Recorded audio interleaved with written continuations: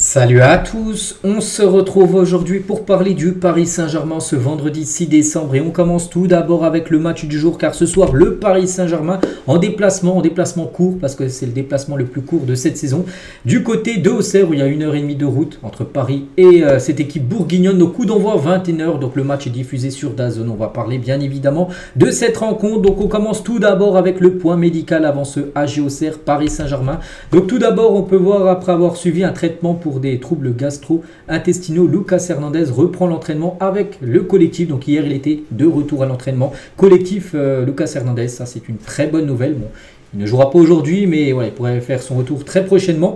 Et victime d'une lésion musculaire au mollet droit, Maïlu effectue un travail individualisé sur le terrain. Donc voilà, c'est les deux seuls absents bien sûr. Donc voici le groupe convoqué tout simplement pour ce déplacement du côté de Auxerre. Donc Donnarumma, Marquinhos, Gonzalo Ramos, Dembélé, Kanghini, Vitinha, Pacho, Safonov, même Milan Skriniar sont tous présents bien sûr pour cette rencontre. On continue maintenant avec la conférence de presse de Luis Enrique. Elle a lieu hier à 13h exactement. Donc, on va revenir sur quelques déclarations de sa part. Donc, tout d'abord, ces rumeurs sont fausses. Ça me touche peu. J'apprends ces rumeurs car les chefs de presse du PSG m'en parlent. Mais c'est triste car tout est faux. Je suis très content du travail que je fais et je contrôle ce que je peux contrôler.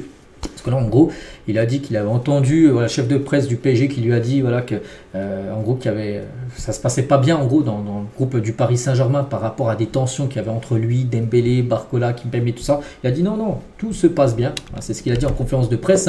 Donc, ça fait plus de 30 ans que je suis dans le monde du foot. Je ne vais pas perdre mon énergie pour parler de ça. Ma bataille, c'est d'aider l'équipe de représenter le club du Paris Saint-Germain. Donc, c'est curieux vraiment. Donc, le vestiaire est magnifique. Il y a un niveau top professionnel. J'ai toujours fait les louanges de mes joueurs. Je ne vais pas répondre aux rumeurs ou aux mensonges. Ce n'est pas moi de justifier ceci ou cela. Donc voilà, tout va bien. Du côté de Paris, c'est une bonne nouvelle.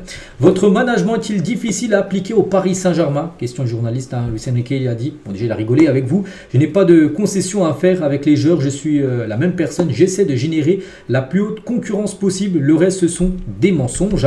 Toujours avec le coach du Paris Saint-Germain. Donc nos résultats ne correspondaient pas à ce que je voyais sur le terrain. On va s'améliorer. Il n'y a rien de mieux que de souffrir pour se surpasser. Pour le reste, ce que je vois et ce que les joueurs me transmettent me donne satisfaction. Donc pour l'instant, il est content.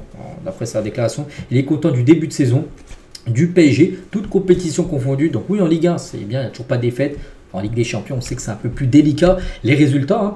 Donc votre équipe est-elle dans le doute? Il a dit, nous verrons, c'est une saison très bonne. Nous avons commis des erreurs, mais je vois un aspect de croissance important dans cette équipe, que l'équipe en gros progresse, monte en régime, monte en puissance match après match. Les problèmes rencontrés en Ligue des Champions sont positifs. Voilà. Toujours avec Enrique, donc la question, donc espérez-vous des recrues cet hiver? On parle du mercato. Et des joueurs vous ont-ils fait part de leur envie d'ailleurs, en gros de quitter Paris? Nous sommes toujours ouverts au marché. Les plus grands joueurs sont déjà engagés dans leur compétition. Nous sommes toujours ouverts pour observer ces possibilités. Donc voilà, il dit que le mercato risque d'être actif, enfin le PSG risque d'être actif sur le mercato, parce qu'il dit que voilà, Paris Saint-Germain observera ce qui se passera pendant le mercato. Parce qu'il aurait pu dire non, voilà, nous on a déjà ce qu'il faut. Il aurait pu dire on a déjà les joueurs très bien pour finir la fin de saison. Non, il y aura des départs et certainement des arrivées lors du mercato hivernal qui commence dans 25 jours.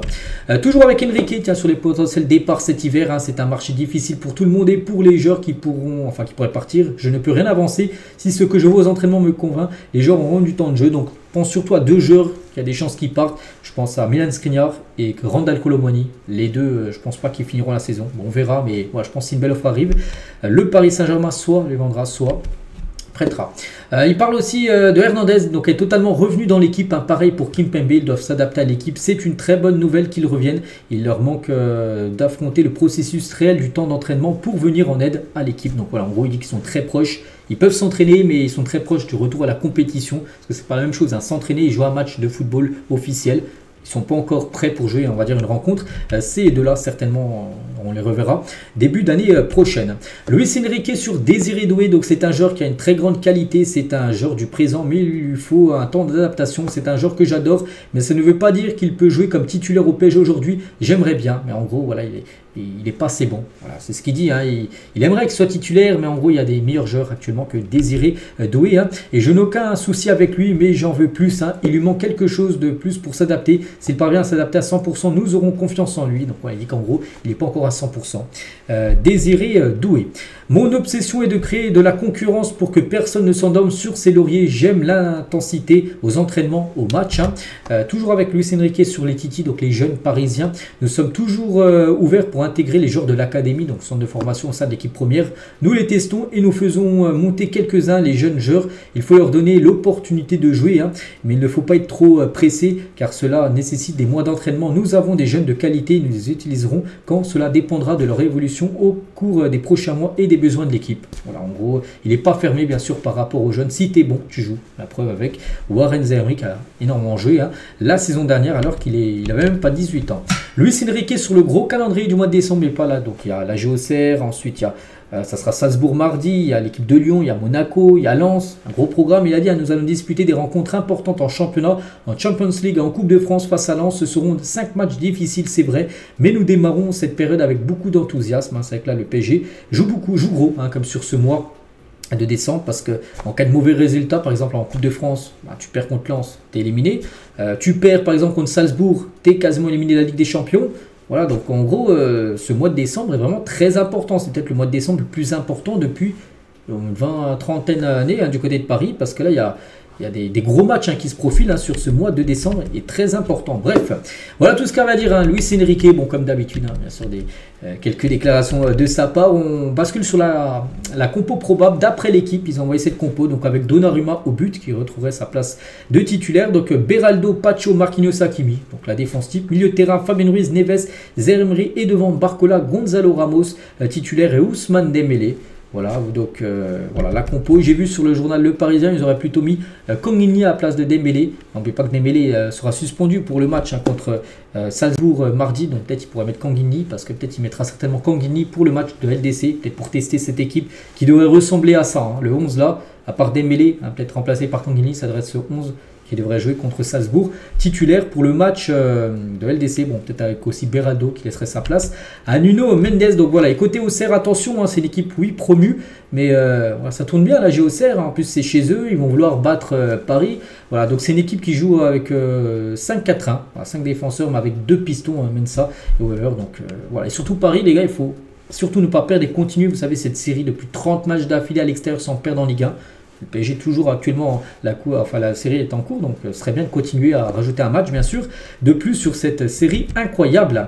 Et à noter, il y aura pas mal de supporters parisiens, donc déjà le match est à guichet fermé hein, depuis 2-3 semaines, il n'y a déjà plus de place hein, à vendre. Hein. Mais dans le parcage visiteur, on attend plus de 880 supporters parisiens, dont 600 ultras attendu pour cette rencontre, hein, comme j'ai dit, hein, le déplacement est court, donc mais interdit d'accès au centre-ville. Voilà, il n'y aura aucun supporter de Paris qui aura le droit d'aller au centre-ville d'Auxerre pour éviter, on peut dire, des débordements. Et concernant les prochains matchs, hein, donc voilà, Auxerre, après j'ai dit à Salzbourg, Lyon, Monaco et Lens, hein, du coup ce sera le 22, bien sûr à 21 h, donc voilà, gros mois de décembre, ça commence d'aujourd'hui, il faut commencer tout d'abord avec une victoire, voilà. On continue, on va parler aussi de la Coupe du Monde des clubs parce que hier c'était le tirage au sort et le Paris Saint-Germain, on connaît les adversaires. Donc le PSG hérite de l'Atlético Madrid, qui est une équipe que le PSG a perdue il y a quelques semaines en Ligue des Champions. Botafogo, les vainqueurs de la dernière Ligue des Champions sud-américaine samedi dernier. Et l'équipe de Seattle Sounders, donc une équipe américaine. Donc voilà les 3 adversaires du PSG. Donc je trouve quand même, si je compare avec les autres groupes, hein, pour moi le PSG a peut-être encore un groupe très costaud. L'Atlético c'est redoutable, Botafogo ça vient de gagner une Ligue des Champions, voilà c'est quand même du très lourd pour le Paris Saint-Germain. Donc voilà, après pour moi personnellement, quand je vois les 4 équipes, pour moi le PSG c'est les 2 premiers qui passent, hein, voilà, qui se qualifient pour les 8e tout ça. Donc le PSG a l'obligation de finir dans les 2 premières places, mais bon on sait qu'avec Paris des fois c'est un peu compliqué, hein, surtout soit Coupe d'Europe, là c'est même pas une Coupe d'Europe, là c'est une Coupe du Monde en gros, donc là c'est mondial. Mais voilà, Paris sur le papier est meilleur hein, par rapport à tous les adversaires, même meilleur que l'Atlético. On avait pu le voir hein, que le PSG, malgré la défaite, Paris avait mieux joué, mais n'avait pas été assez efficace. Hein. Sinon les autres groupes, comme je vous dis, hein, ce groupe B, pour moi le groupe du PSG, peut-être le groupe de la mort, le groupe le plus compliqué, parce qu'il y a d'autres groupes, hein, par exemple, je sais pas, Porto par exemple, Palmeiras, Al Ahly, Inter, voilà, pour moi oui c'est peut-être des belles équipes, mais voilà. Le groupe le plus redoutable reste le groupe du Paris Saint-Germain. Notez les gars, il y aura peut-être des retrouvailles, tiens, comme dans le groupe H du Real et Al Hilal. Donc retrouvailles entre Mbappé et Neymar, deux anciens joueurs du PSG qui vont s'affronter avec leur nouveau club. Et aussi Cavani et Di Maria, deux ex-parisiens qui vont s'affronter lors du Boca Junior Benfica, qui sera dans le groupe C. Voilà, il y a Boca Junior et Benfica. Donc voilà, il y aura des retrouvailles entre certains Parisiens lors de cette Coupe du Monde des clubs. Et Nasser était présent, c'était à Miami hier le tirage au sort. Et Nasser, il a fait une petite déclaration. Donc c'est un jour historique pour le PSG et pour les 32 clubs de la Coupe du Monde des clubs de la FIFA. Donc on liste pour devenir la meilleure équipe du monde l'été prochain. Nous voulons toujours nous battre pour les plus grands trophées, faire grandir notre base de supporters dans le monde entier. L'été prochain promet d'être un tournoi passionnant aux États-Unis pour nos joueurs, nos supporters et la famille du PSG. Donc voilà ce qu'il a pu dire Nasser hier lors de cette cérémonie, vu qu'il était présent. Nasser sur place, voilà. Et concernant le trophée qui sera remis pour le vainqueur, il sera sublime bien sûr. À noter qu'après, n'oubliez pas, la Coupe du Monde des clubs, ça sera tous les 4 ans. Donc là, édition là en 2025, prochaine édition en 2029. Et aussi une info, les gars, si le PSG n'a se qualifié pour les 8e, car tout ça, et ben il n'y a pas de. S'il y a match nul, il n'y a pas de prolongation. En gros, s'il y a match nul, c'est directement tir au but. Voilà, donc voilà, ça change par rapport à la Ligue des Champions. Il y a bien sûr des prolongations. Donc voilà ce qu'à dire sur cette Coupe du Monde des clubs qu'on parlera encore beaucoup, bien sûr, très prochainement. Et on finit, on revient sur le plus important. Ça reste quand même le match du jour. Le PSG ce soir en déplacement du côté de la JOCR. On finit avec le pronostic. Donc mettez-moi pronos en commentaire pour ceux qui veulent. Donc moi je vais partir sur une victoire du PSG. Ce sera compliqué, bien sûr, la JOCR c'est une équipe coriace, une victoire 2-1 de Paris ce soir du côté de la Bourgogne. Donc voilà les gars ce qu'il y avait à dire, j'espère que ça vous a plu. On se retrouve nous demain, on fera le débrief bien sûr de cette rencontre. Bonne journée à vous, bon match à vous et à demain.